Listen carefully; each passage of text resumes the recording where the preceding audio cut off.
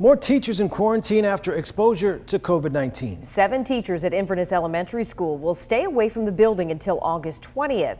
WVTM 13's Bria Douglas has reaction from the president of the Jefferson County American Federation of Teachers.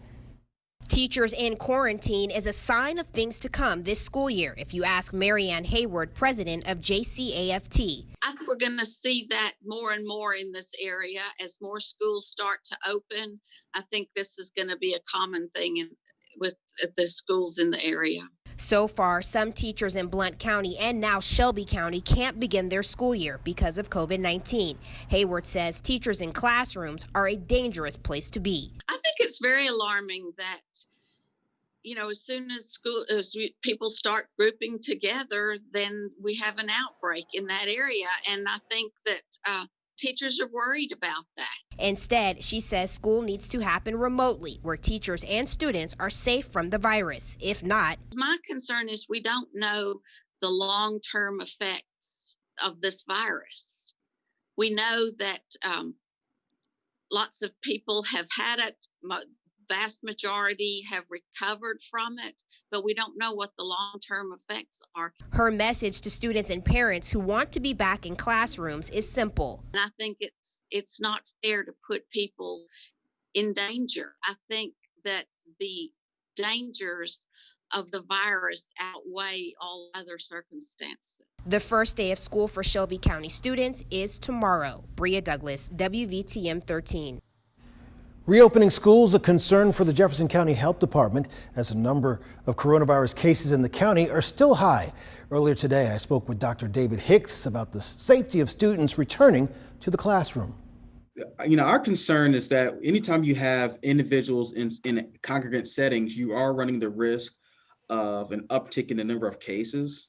And we do know that persons that are 10 years of age and older spread the virus around just as effectively.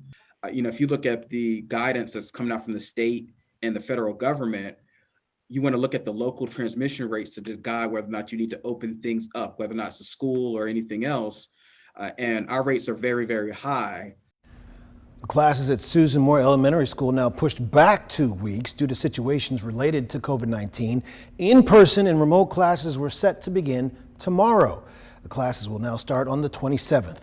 The first day of class for other Blount County schools is still tomorrow.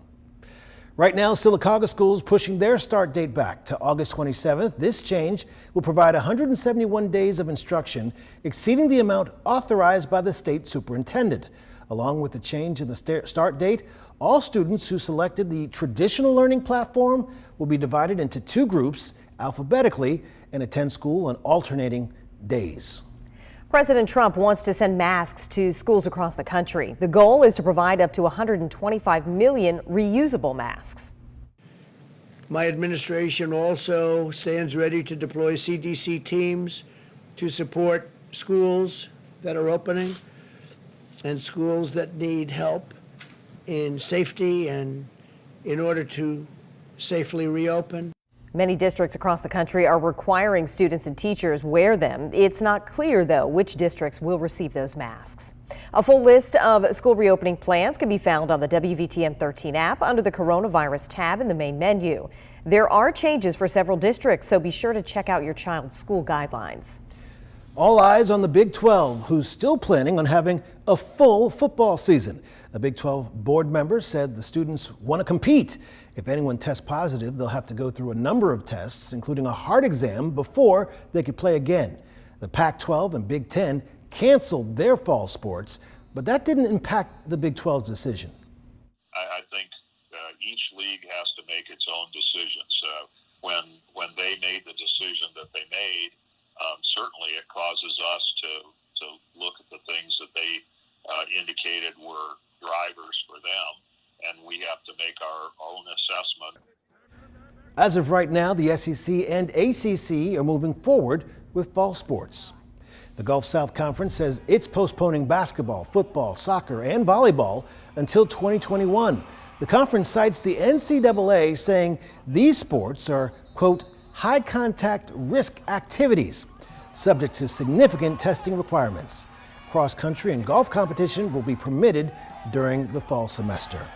Well, Governor Kay Ivey, reacting to the uncertainty of football this season. Of course, the SEC is still scheduled to play. A statement from the governor's office reads, in part, Governor Ivey says that it is a source of pride for our state. But at the same time, we need to do so while keeping everyone's safety at the forefront. The governor reminds us often that if we want to see sports, everyone must practice personal responsibility. By now, we know getting coronavirus affects people differently. One high school student lost his sense of taste and smell. He started going to UAB after testing positive for COVID antibodies in June. When he first experienced symptoms in March, coronavirus wasn't an issue in the country.